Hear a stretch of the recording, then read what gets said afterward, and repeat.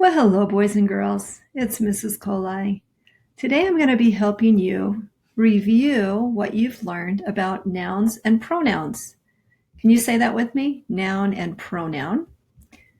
We're going to use these anchor charts to help us on our discovery about these nouns. So the first thing we have to remember is what is a noun and a pronoun, and we all know that they are people, places, and things.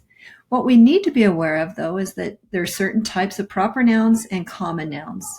A proper noun is a specific name of a person, place, or thing, like the Mary.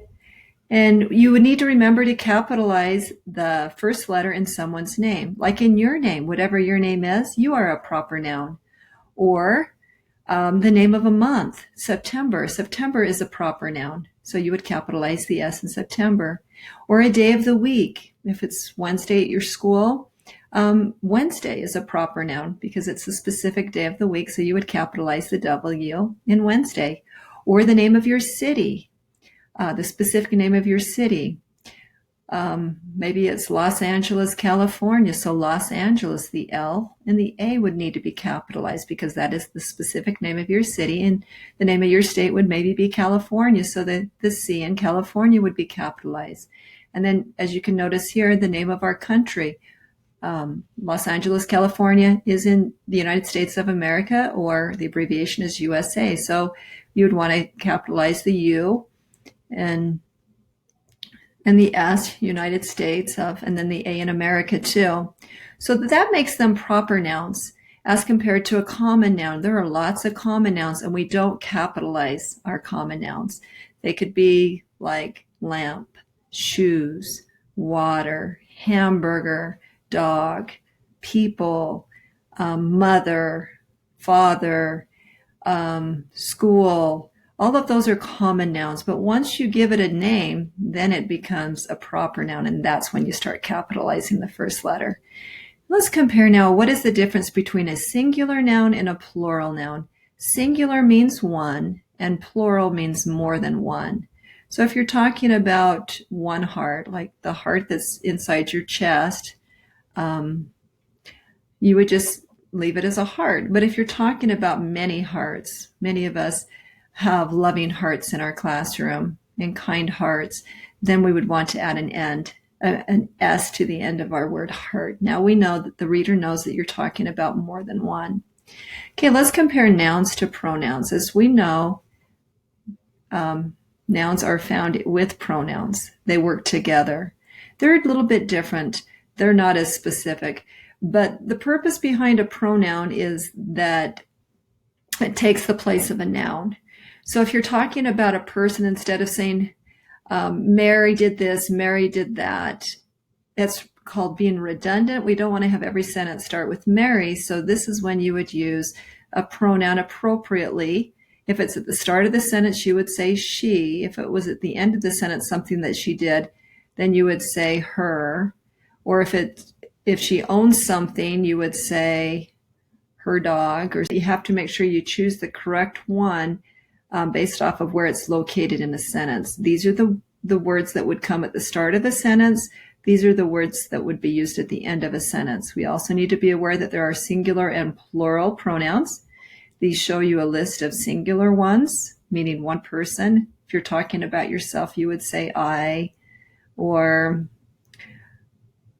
me, or my, or myself, or it, itself, this, that, you, your, yourself, he, him, his, himself, she, her, and herself. These are plural nouns, and so these represent more than one person, and so you would use words such as their, they, them, themselves, these, those, we, us, our, and ourselves. So anyways, as a good writer, we need to be aware of making sure that our sentences make sense. And so if you're talking about a girl, we wouldn't want to use he, because a girl isn't a he, it's a she. If we're talking about a girl, we wouldn't want to talk about it, because she's an actual person. If it's a thing, we would talk about it as an it. If it's a place, we would talk about it as an it.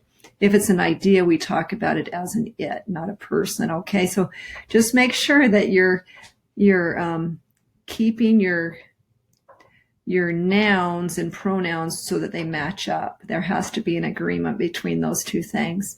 The next thing we need to talk about is in writing a complete sentence. Every sentence has what? Can you show me? There's always two things. What does every sentence have? Did you say a subject and a verb? If so, you nailed it. Nice job. Yes, every sentence has a subject and a verb. And the nice thing to know is that in our subject, it's either going to be a noun or a pronoun. In the subject, if you answer the question, who or what is the sentence about, then you're going to find out who your subject is in your sentence. Usually the subject comes at the start of a sentence, and it usually is right before a verb. So let's find out who the subject is in this sentence. It says the mouse likes to eat cookies and milk. So a good way to find out who or what your subject is you ask the question, who likes to eat cookies and milk? And the answer is the mouse. So the mouse is the subject. Well, we're going to stop there with this lesson today on nouns, pronouns, and subjects.